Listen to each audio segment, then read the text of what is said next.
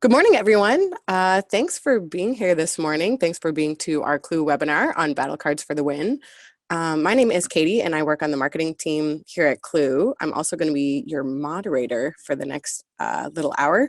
While we wait for people to log on, just want to make sure that audio is sort of working and that the chat's working. If you guys maybe don't mind typing into the chat box just where you're coming from today, I would really appreciate that.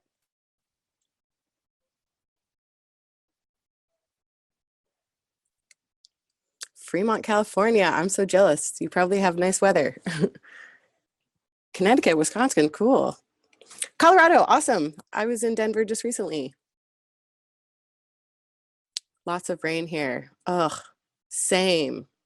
Vancouver, it feels like the first really wintry day here. It's pouring rain outside. It's so dreary. Texas, jealous, hot. Calgary, Alberta. I'm from Edmonton, Alberta.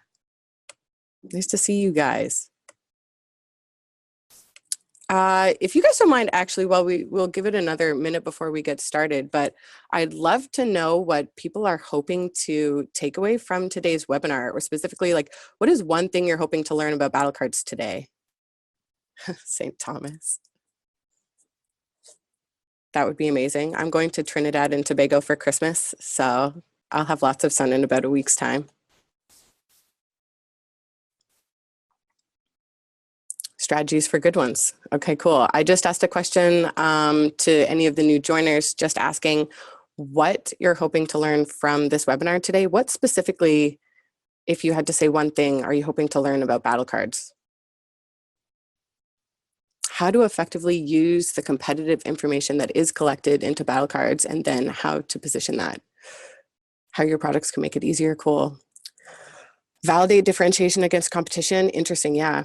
Tips for better usage, ideas for improvements, cool. I am in the middle of creating Battlecards. Dana, I'm in the middle of creating Battlecards for my company to help our sales team. Product manager and marketing need advice and help. I feel you. You are among friends. Best format that users like and respond to? Totally. What do salespeople actually want and what do they use? We will cover that today. How to keep it short and impactful. Jennifer, you're already on the right page, so that's awesome. Anything else? And we'll ask this at the end of the webinar, but any ideas that you guys have or other topics on competitive intelligence or battle cards that you're looking to learn about, would love to hear from you. So feel free to type that into the chat at any time or at the end of the webinar as well. Yeah, thank you. Great question, Janine. So I'll get to some housekeeping stuff. We absolutely will be recording today's presentation and we'll be sharing that out along with the deck. Would love to see an integration between Google and Clue for auto sync. Fascinating, David. What do you mean by that?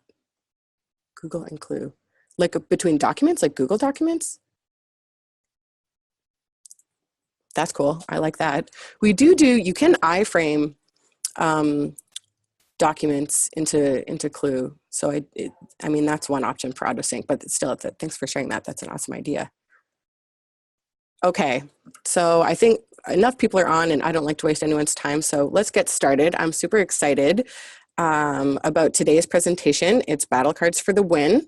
This is a topic that I'm super passionate about, as well as our speaker, who is Vincent Lowe. Vincent is an expert definitely on the topic of battle cards. He is our VP of product marketing, but he's also a former Clue advocate and power user. He was running and managing market insights over at Hootsuite for many years, as well as product marketing teams. So he has some really great experience in building battle cards and getting sales reps to use them and to impact sales performance. But before we dive into his presentation, just a few housekeeping items that I wanted to go over. So the presentation itself should take about 45 minutes. Vincent, I hope that's correct. We're thinking 30, 45 minutes. Just about right, yeah. Okay, cool. If you have any questions at all, please share them. I know for myself, and Vincent, I'm sure you're the same, I hate talking to what feels like a wall. So please, this is an interactive conversation. If you have questions, type them in. I'm going to be reading them out to Vincent at certain sort of breaks within his presentation, so we'll be sure to address them. If you do have any audio issues, shoot me a note, let me know so we can sort of troubleshoot that. And then finally, I think the presentation is going to be recorded. Vincent, do you know? It is recording right now. That's great. So we're going to send the recording out to you as well as the deck itself within the next 2 days. So and we have a couple of polls throughout the presentation. Those are going to pop up. If you don't mind filling those out, that's great. It helps us to know a little bit more about where you're standing within your competitive intelligence process and in the state of your battle cards. I think unless you had anything to add, Vincent, I think that's it. So I can pass it on over to you to take it away. All right. Thank you, Katie. So absolutely happy to be here. Great to be here again. My name is Vincent. I am now heading up product marketing here at Clue. And I recently joined Clue from nearly 6 years of heading up product marketing, competitive intelligence over at Hootsuite. And I think one of the things that I've learned over the past couple of months being at Clue and talking to a lot of product marketers is that just like a large number of you, I've had a very diverse career before landing and focusing on product marketing. I've had time and space in engineering and product, doing consulting and sales, leading CI, market insights, and also relations. And so I'm here to share a lot of my experiences, both from the field and also as a marketer in terms of how we go about leveraging CI. And while I'm at it, I also want to talk about what I do when I'm not thinking about or doing product marketing. And when I'm not in front of all that stuff, I spend a lot of my time with wine or with my 2 dogs that are also named coincidentally related to wine, so Merlot and Conti. And anyway, so here today, I'm going to share with you some tips and tricks that we've learned from our clients and also some of the experiences that I've had in terms of building battle card content that salespeople will use and also love because what good is battle card content and competitive content is if no one is actually using it. And I'll talk a little bit about theory and intent behind various aspects of effective battle cards, and then dive deeper and show you real life examples of how we approach it at Hootsuite and to become intentional in how we create effective content. So to start, let's zoom back out a little bit and ask ourselves this one question.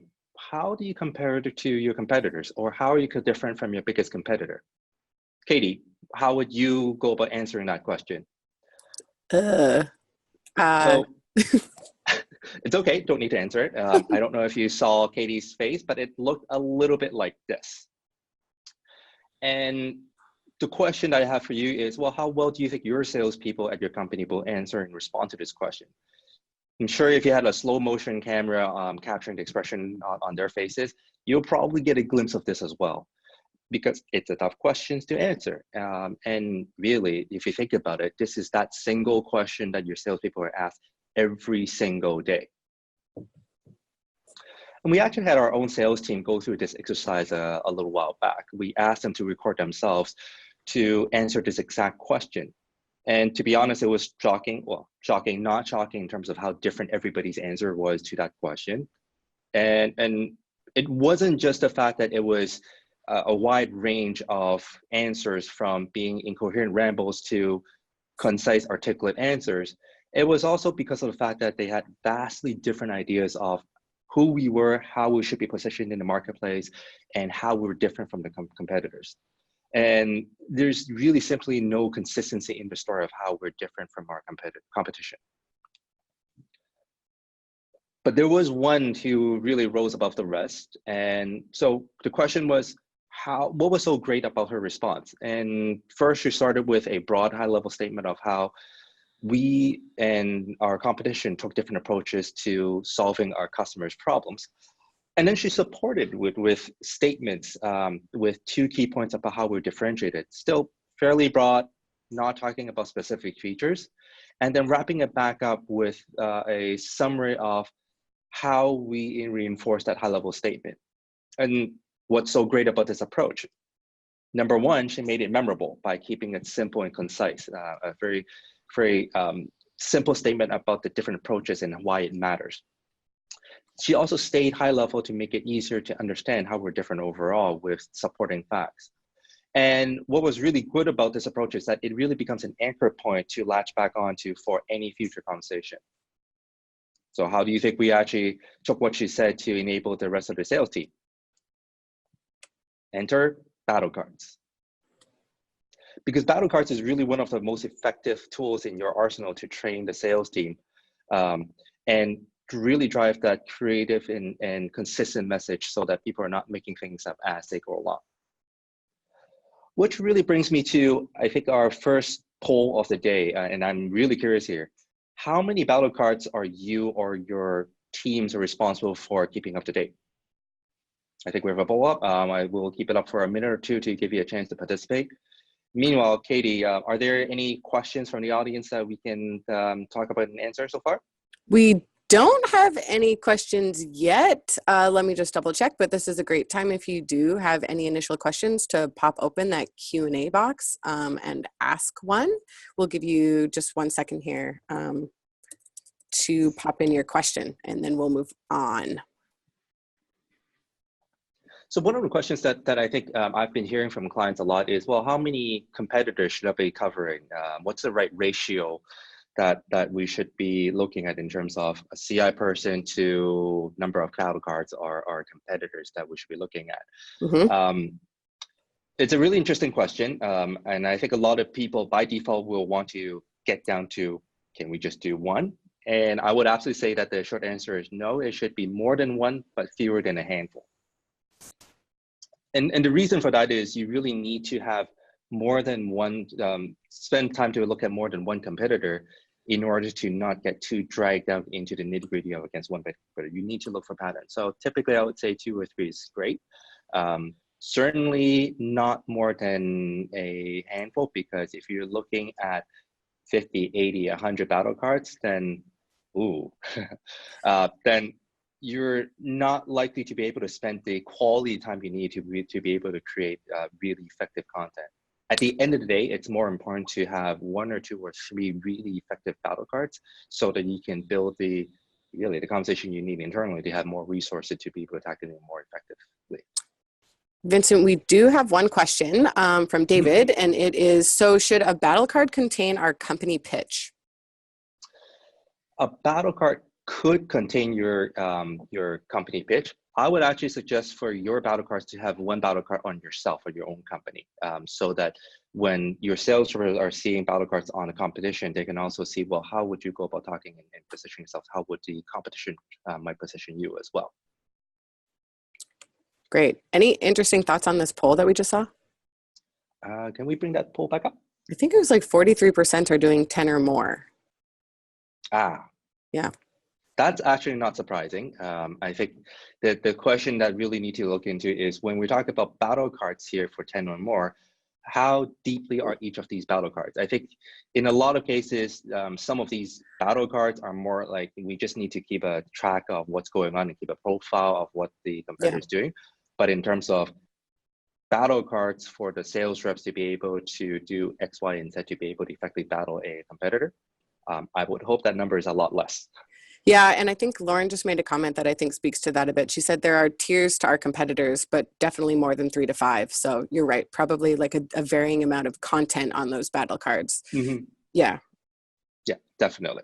That's a great question.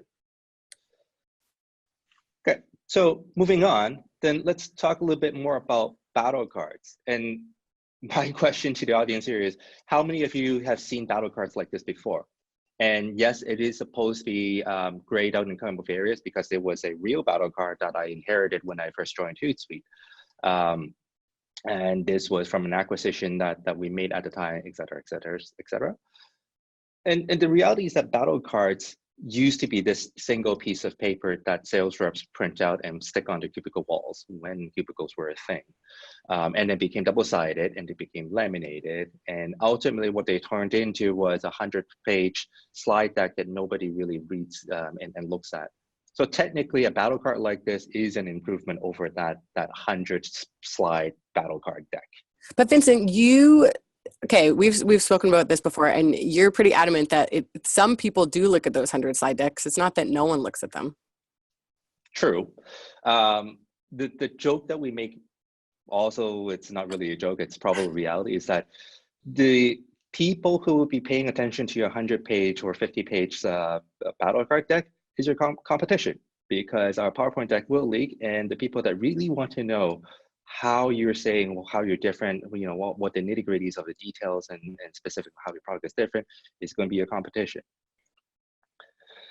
And in reality, though, if you give a battle card like that, this is what your reps will actually remember. You might as well just give them this, because the second that they close a document, they will just remember there's a lot of information. It's information overload, and they do not remember a single thing.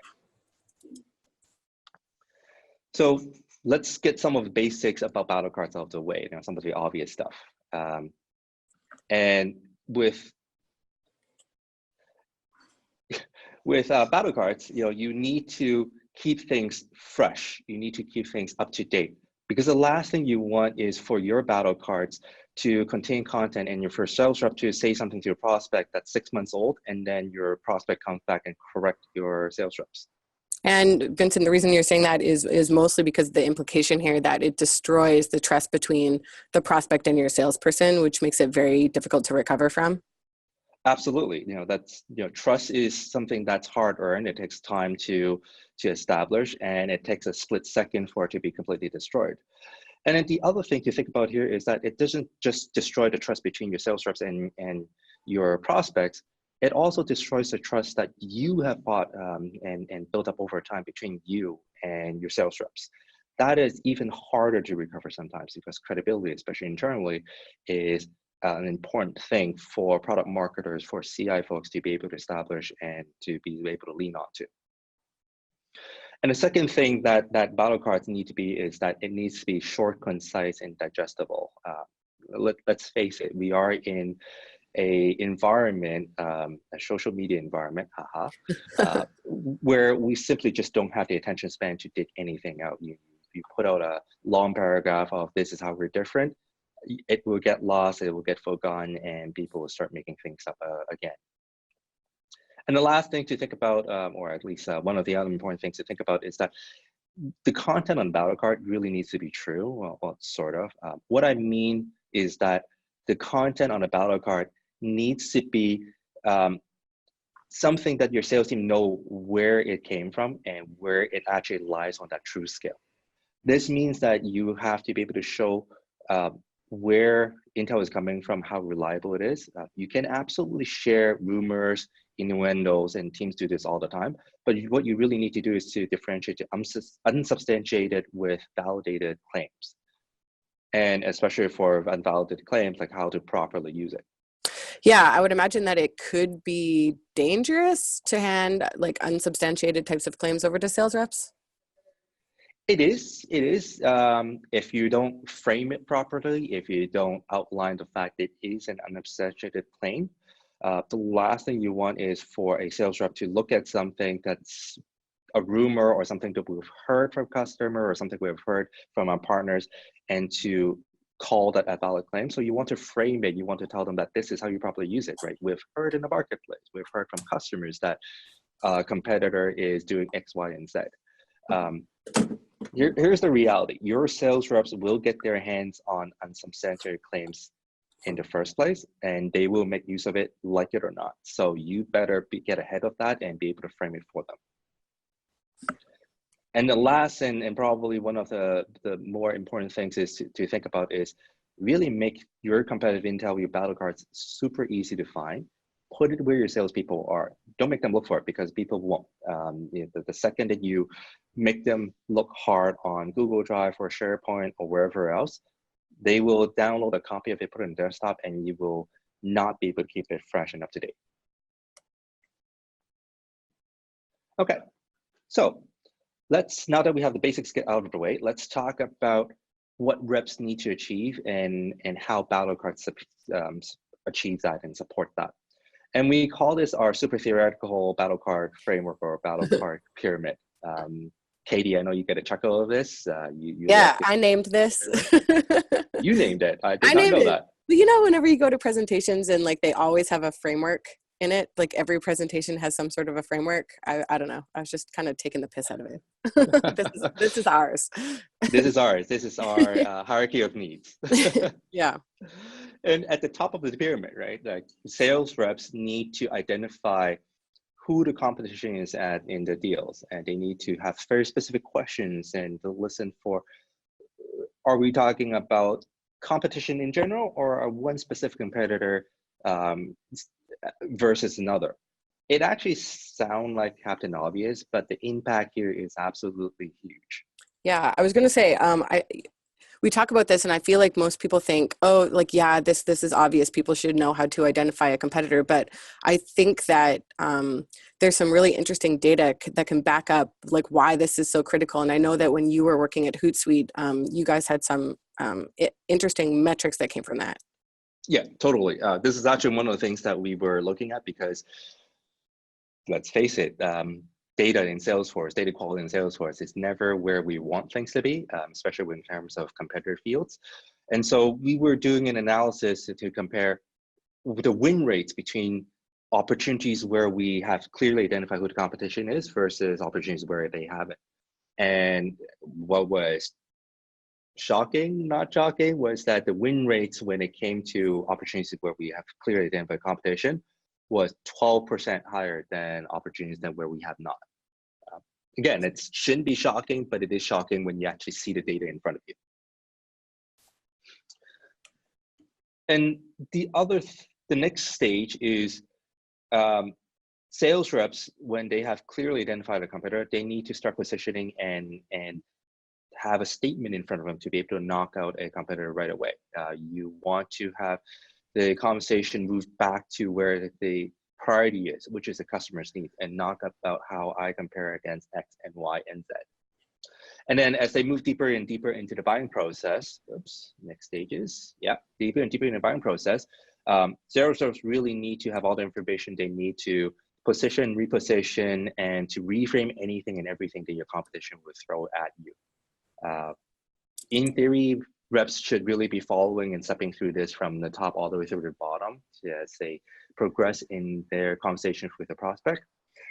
But I think in practice, especially when Battlecards in this document or slide deck form, well, let me put it this way. If I get $1 for every time a sales rep just jumped directly to the bottom and asking me about, hey, what's happening and how much does a competitor cost, I would be happily retired years ago and be drinking wine all day long. So let's think about Battlecards as entry points for our sales reps and talk about how we could put the right types of content, the right type of things on a Battlecard. Some competitors will have actually multiple Battlecards covering different segments, different verticals, different regions, and different product offerings. But this is a really good entry point. There are variations of this you can actually use, but again, like I think this is something that we could all use as a entry point, starting point to cover the essentials of any competitor. And really, at the end of the day, it is content to support sales reps to answer 5 key questions. Question number 1, how do I know who I'm competing against? So again, how to spot them type of content. How do I differentiate from the market or from the competitor in play? Here, quick dismiss. And we'll talk a little bit more about that in the next little section. How do I go on the attack? So typically, these are questions to ask and landmines to lay against the competitor. How do I go about defending? So classically, this is your objection handling. You would actually want to have why we win, why we lose, what to avoid type of content with strengths and weaknesses. And lastly, how did you go about approaching the market? So simple, basic facts like customer segments, verticals, geographical focus, offering structure, and pricing models. Sometimes pricing model actually belongs in a separate card or even a separate battle card, depending on how complex it is. But you would want to have that visibility at least early on in the battle card. And then let's dive deeper into each one of these. Vincent, before we do, can I jump in with a couple of questions that are in our Q&A panel? Cool. Annabelle was asking, battle cards, should they have very technical details of the product? At some point, absolutely. Not early on, because it's all about framing. The second that you start putting deep technical content on, then it becomes a technical feature comparison type of conversation. And you really do not want to have that early. You want to have high level vision strategy stuff that we're going to get to, that doesn't change all that much. And then you get deeper and deeper into the technical conversation later on. Cool. Jennifer asked another question. Will you touch on how to present battle cards to sales teams that are not used to thinking this way? We will touch on it a little bit. It's about the path that we bring them on. So let's talk about that in terms of their needs as a customer, internal customer, yeah, and how do you go about bringing them on this journey, right? And it is very much dependent on the stage of the company, how mature your sales team is, and how much reception there is to a new way of looking at competitors. Great. Okay, so let's get on to what I call the easy stuff, the easy type of things to tackle. I actually think the how to spot them type of content is super easy. This is at the very top of that pyramid that Katie has created and has put together. And the reason why I actually say this is super easy is that your sales team, especially more tenured ones, will intuitively know how to spot them, specific words to listen for, phrases that are unique to a competitor, statements and questions that your competition will seek with your prospects. Again, this is easy because your sales reps already know how to spot your competition, whether they realize it or not.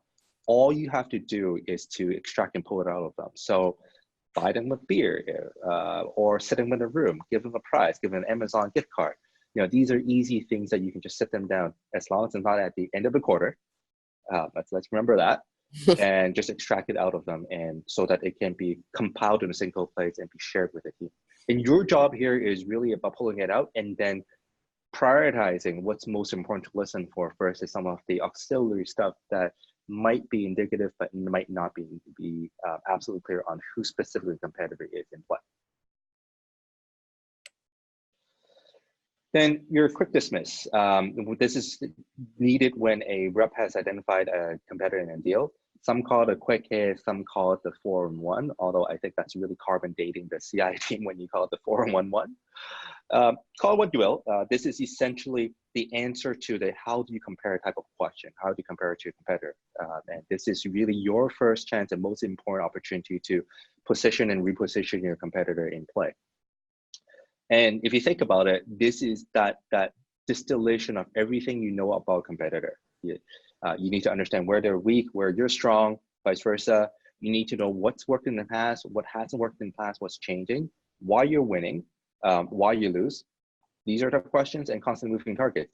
And when you get it right, you will shut down the competition early on in the conversation, and again, have an anchor point to come back into.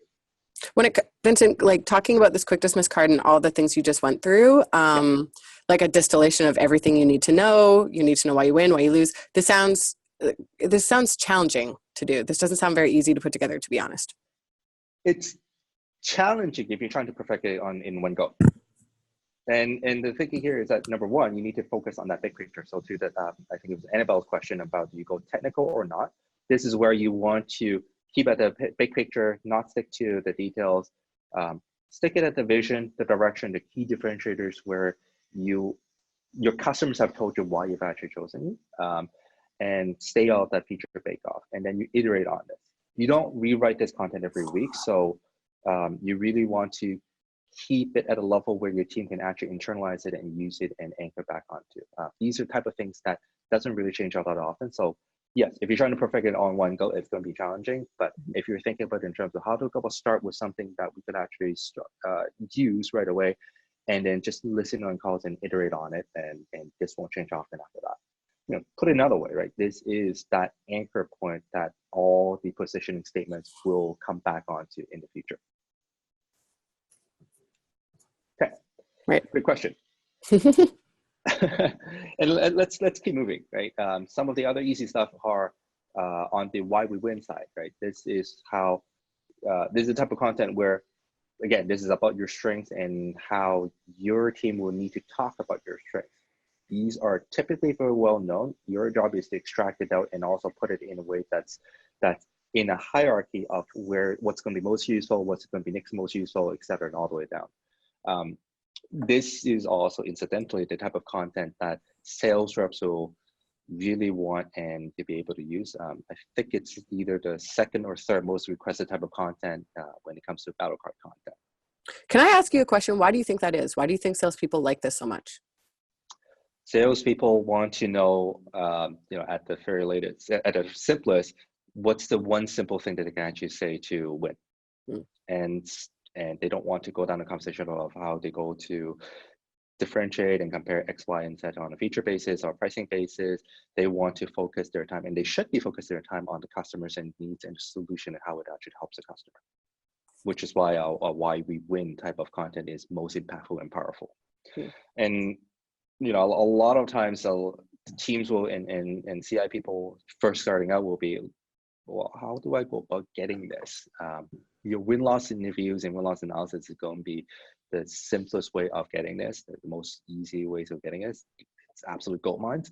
And especially when you have customers from your competition. When customers are coming to you, there are very specific things they're unhappy about. Otherwise, they wouldn't change, right? So just go out and ask them why. They'll tell you. They will absolutely tell you why. And then the other great thing and benefit of doing win-loss interviews is that it's also a gold mine for customer stories. Customer stories is that social proof that your prospects and customers need, and that your sales team will also need as well. This is to help with confidence in terms of, well, we're winning against a very specific competitor. Why? What are customers actually saying versus what you're saying internally? Where you can, get great customer quotes and not just the sales reps' opinions about it. Again, like one sentence from a customer will go a long way in terms of helping your sales reps and your prospects understand, well, why would the prospect choose you over a competitor? And then on the flip side, this is the why we lose type of content. And this focuses on your weaknesses alongside with your competitor's strengths. For new reps, this is more informational. It's about helping them understand where your competition is stronger and where you're weaker. And sometimes it might be a combination of your competitor's strengths that sum up to a major strength. The way that you want to think about why this is useful is that if a prospect is heavily focused on these areas where your competition has strengths, then you're likely losing a deal. So there are things that you need to do to move away from that and reposition that. For the majority of reps with a little bit of tenure, they will intuitively know what these things are. And your goal, your job here is to help reshape their thinking, help reframe the broader challenges that prospects need to think about so that they have evidence that will help win and help them increase their confidence to say, you can actually win against the competition despite the fact that your competitor is focused on a very particular strength, or your prospect is focused on a particular strength.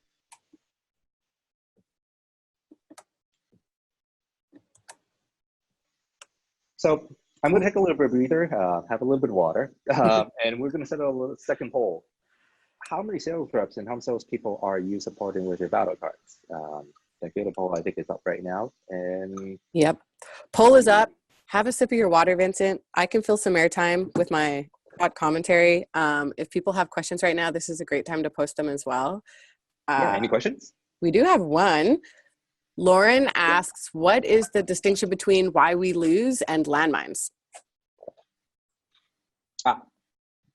So they're actually opposites. Landmines, well, okay, but let's just be clear about who that landmine comes from. The way that we've thought about landmine is that these are landmines for the competition.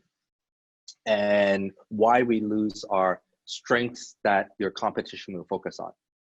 There will also be landmines that your competition will throw your way and set for you. And so landmines here, where the competition for you will be specific statements or questions that they have seeded with prospects. So they're very targeted. Let's say for Hootsuite, for example, some of our competition would actually say that, oh, Hootsuite is not enterprise. So that's the type of statement, that landmine statement that you have to equip your sales reps to be able to respond to.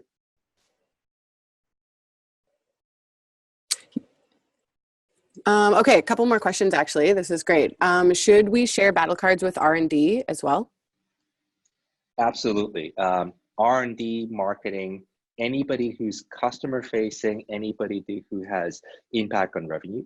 And the reason why is that you want the entire company to be aligned on what is it that your sales teams are saying in terms of customer interaction, in terms of how they're different, and make sure that the team is aligned to it, and the visibility for it will actually help provide that alignment.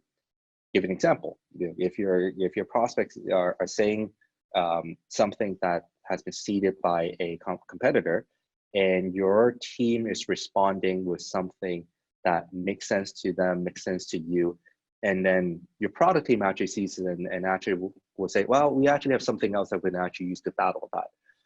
That is another input that you could actually absolutely fold into your Battlecard content. Great. I have two more questions that maybe are a little bit similar. Andy asked, how do you keep people from from having salespeople leave behind battle cards at customer sites?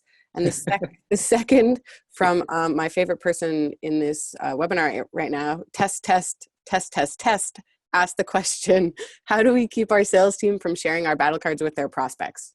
Kind of similar. Yeah, I think this is one of those things where it's come a long way in terms of what's available in the marketplace in technology. I mean, this is why I joined Clue.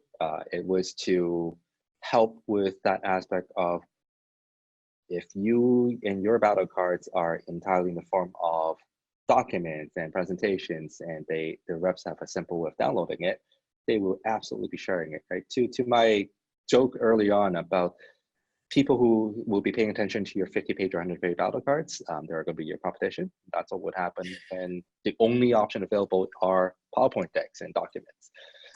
But there are a lot of technologies out there today, Clue included, that enables people like us, product marketers and CI teams, to create battle cards in a format that is accessible in a lot of different places, while not having it in a downloadable form. Great. Yeah, I think so. Melanie's comment is to fire those salespeople. So we all have different approaches.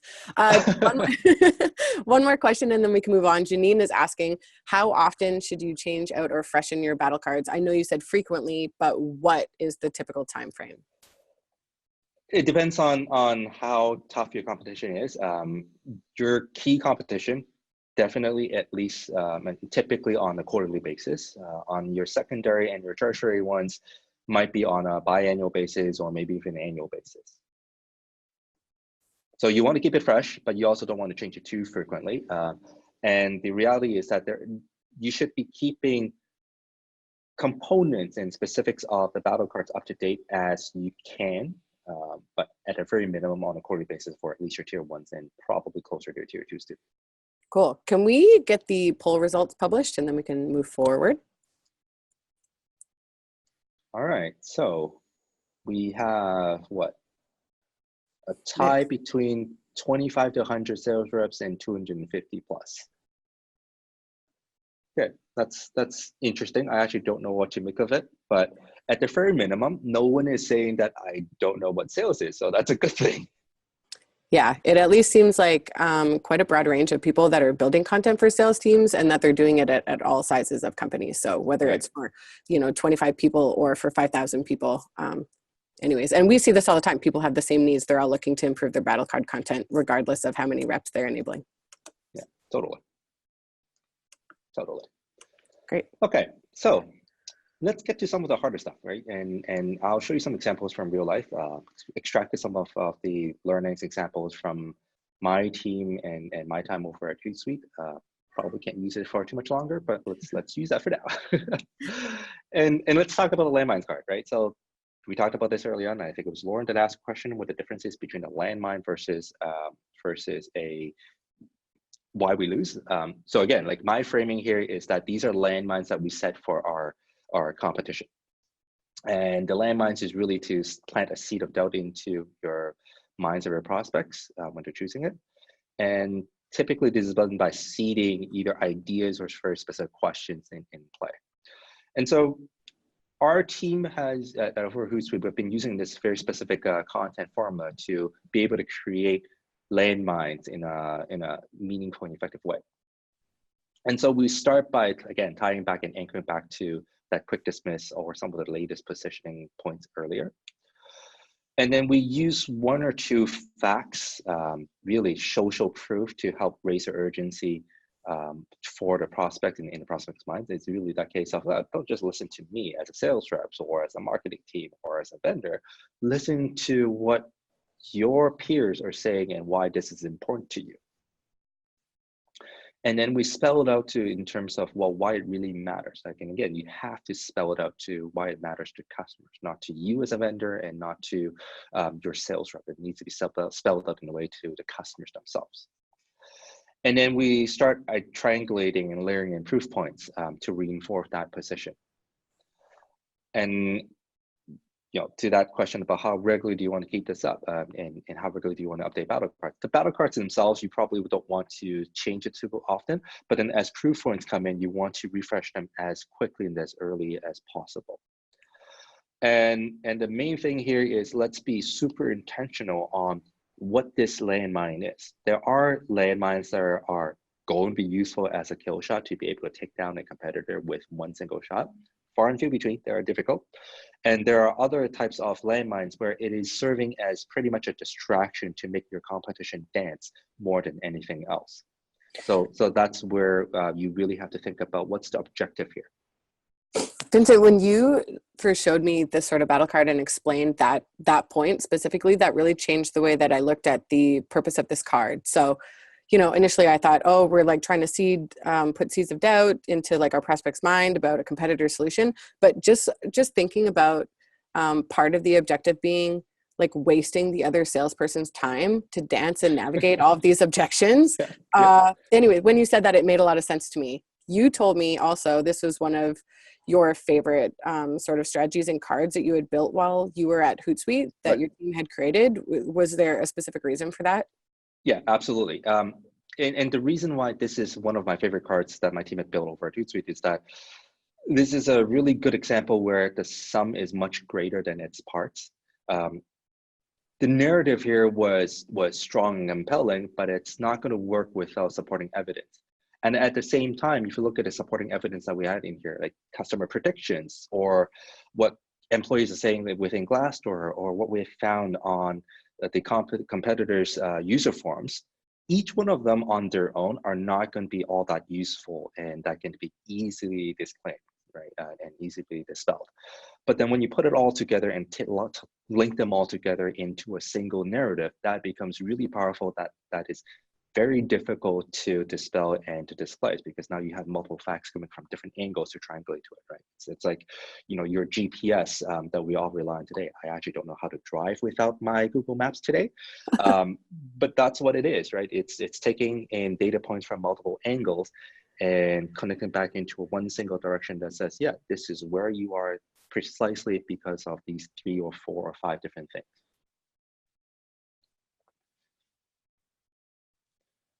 And let's talk about the other side, right? So you lay out landmines for your competition, and your competition is going to lay landmines for you. And on your side, what you need to do is to equip your sales reps with objection handling type of content. So how do you go about responding to a very a statement, a position that your competition has put you into?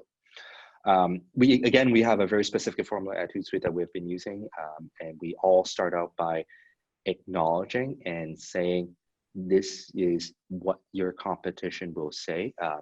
It's quoted as this is exactly how they say it, but again, like it could be verbatim, it could be something like, this is what they would likely say about you, about the company. And then we want to, and we tell our sales team that the first thing we need to do is to acknowledge an objection instead of what's natural to most sales reps when they first start dealing with a tough objection, which is to dismiss it. Oh, it's not a thing. You absolutely want to acknowledge the fact that, yeah, we've heard this before, and you start talking in a way that's reframing to a perspective and reframing to a new perspective that matters to the customer. And the way that we coach our team to do it is to use the phrase, the way we see it is this, right?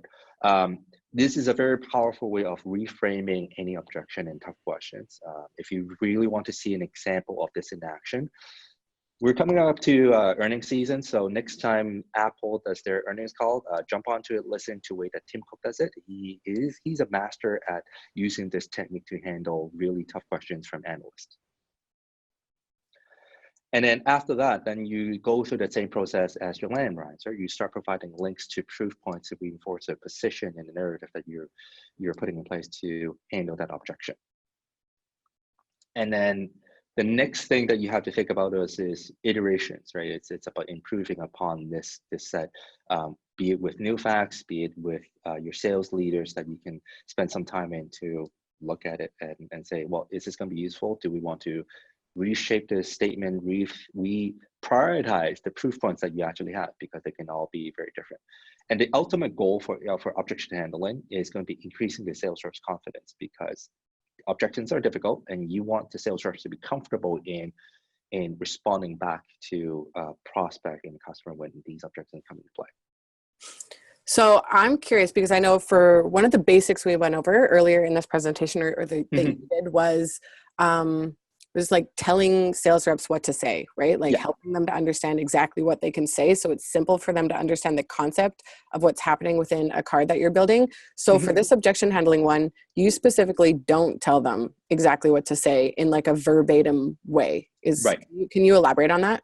Right. So on this particular example, like there's a very specific reason for it.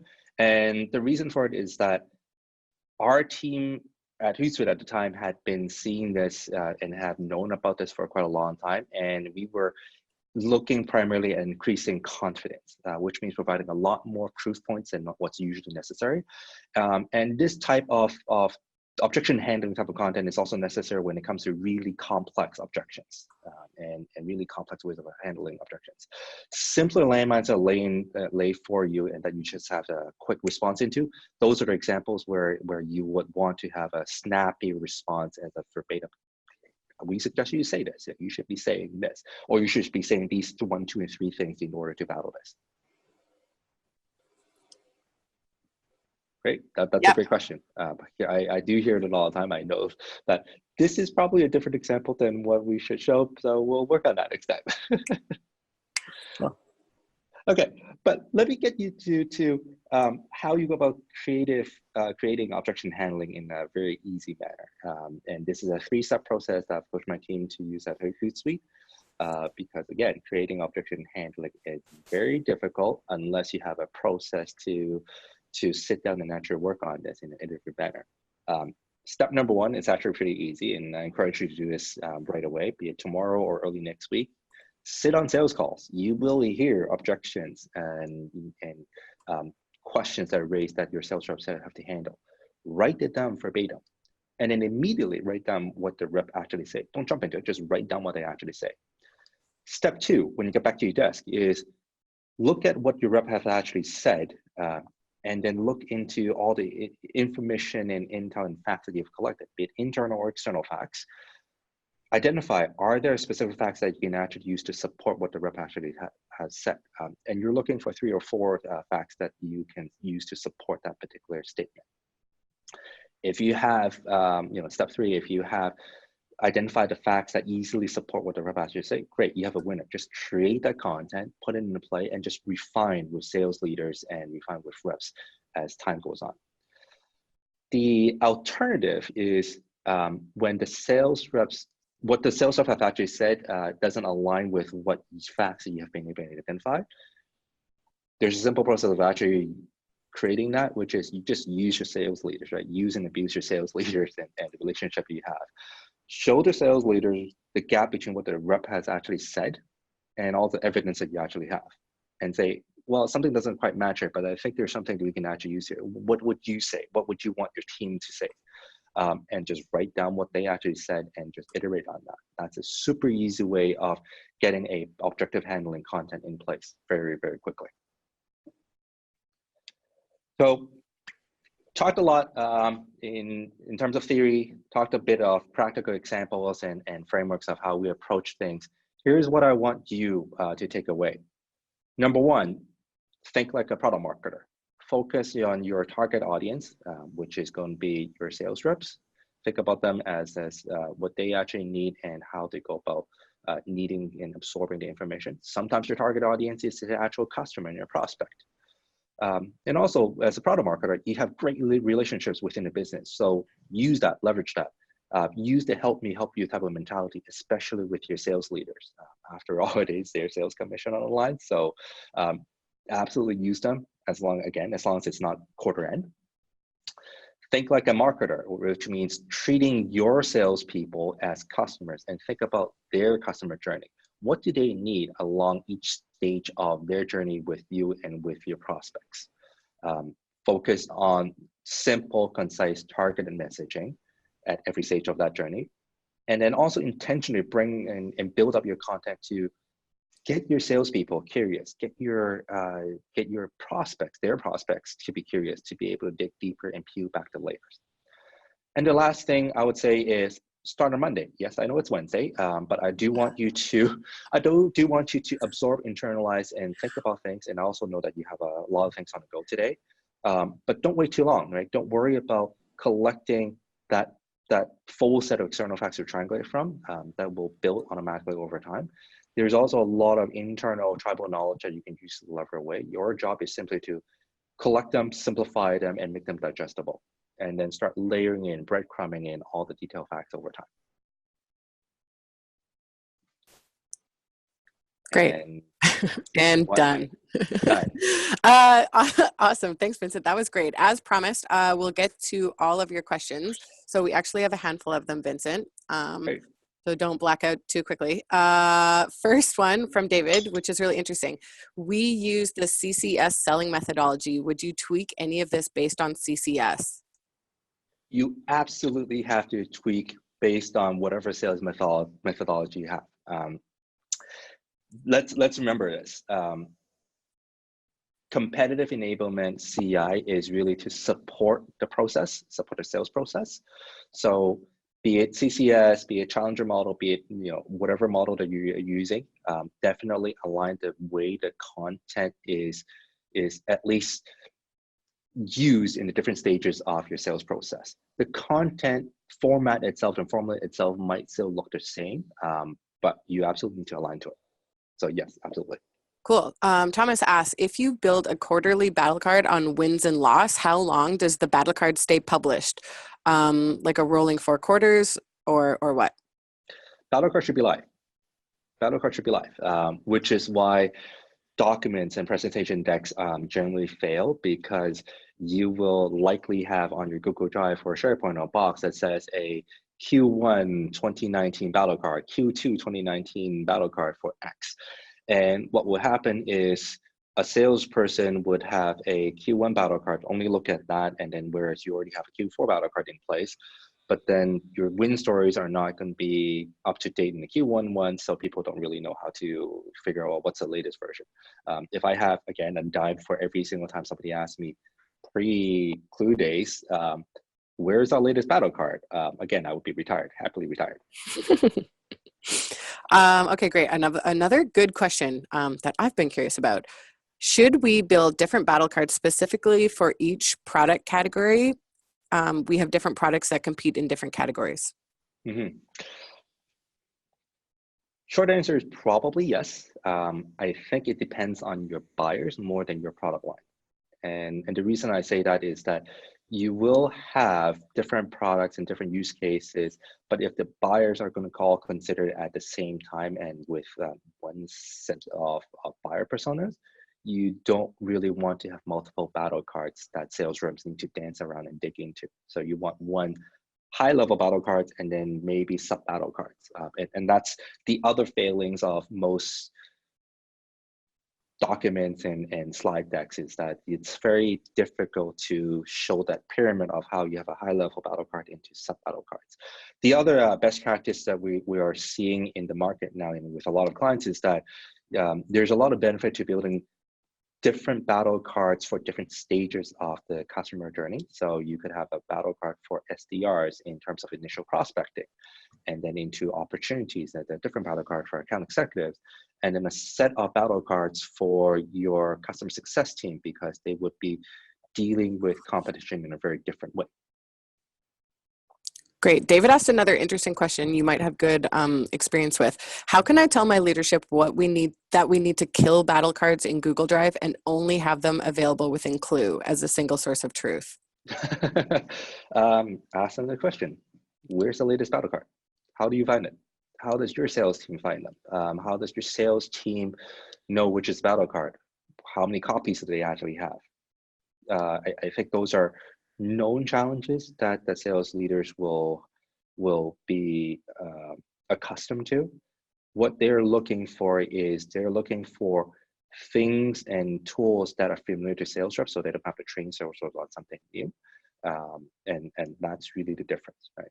So you need to think about, well, how do we go from making the latest competitive intel, the latest battle cards accessible to the sales reps and with the least amount of resistance? Fair, cool. I have a couple more questions. I think we have some time for, hopefully. What do you put on battle cards for different internal business units? So execs, SDRs, etc. Right. Battle cards for executives is interesting. So battle cards for executives, what they were going to care about are numbers, and also win stories and losses, more than anything else.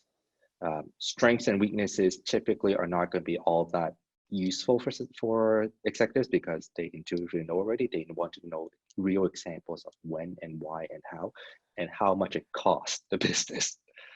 That's the main thing. I think for the other organizations, so let's take marketing for example. Again, like examples would be, customer stories and customer quotes would be interesting, would be useful.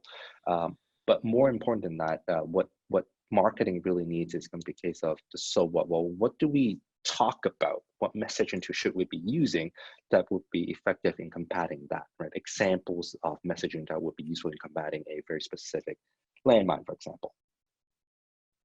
Great. Here's another good question that you would have great experience with. Could you suggest some ways to increase the adoption of battle cards by sales reps? I often get requests for CI, which is already available in Clue. Increasing adoption of CI. Increasing adoption of increase adoption of battle cards by sales reps, I think is like the broader point. Yeah. Got it. I think it goes back to that earlier question of where battle cards actually lie and how to get them, how to get it accessible. And it is about constantly reinforcing the fact that you have multiple avenues in the battle cards, if it's done right. You have battle cards that are useful in particular manner. So again, like think about your sales reps as your customers. What do they actually need and when and why do they have access and why do they want access at certain points, right? And give them real examples versus theoretically, we have battle cards in Google Drive and then you can find them and this is how you search for it. Everybody knows how to search for stuff on Google Drive or on Box. The question is whether the hit actually comes into play, right? So instead of focusing on the mechanics of searching for competitive content and battle cards, focus on when they need it, what they're going to get, and how they get it. Annabelle asked another question. How quick should a battle card be done when competitors launch a new product? We have like 2 minutes. How quickly can you actually do it? How quickly can you actually do it? You would want to have a high-level battle card up pretty much right away, and then at the same time, you would also want to be able to clearly show that these are the things that are in progress for the battle card. There are two things that you really don't want to do here. One thing you don't want to do is to wait until you have everything perfect and put a battle card up in play a week from now. Or you also don't want to have a battle card that looks incomplete and you're not showing what's being done, what's being planned, what's being worked on. I've actually seen examples, I've been guilty of that as well, like a competition launches something new and we put up here's a high-level battle card, with a whole bunch of things that we know are missing that we're working on, but we didn't communicate in the battle card itself that these things are happening. We thought that, hey, we would actually send out an email in our internal wiki and communication board Slack that this is a high-level battle card and these things are being worked on. People will miss that, right? So you want to put that on the battle card itself. Like here's a blog, let's say pricing, TBD, or we need your help on this. Awesome. Okay. Well, I think that's all the time we have to be respectful of everyone's hour that they blocked off for this. So thank you everyone for joining. We super appreciate you being here today. Again, you will receive the recording and the full deck from today's presentation in the next couple of days. And we're going to start doing a lot more webinars in the new year. So we invite you to come back to our upcoming webinars. If there are any topics that you would like us to cover, we would love to hear that from you. So feel free to type right into this chat box before you head off any ideas or any topics you'd love us to cover in the future, or at any time feel free to shoot us an email, marketing@clue.com, with any of your ideas. Again, thanks for joining us today. Thank you for all the great questions, everyone.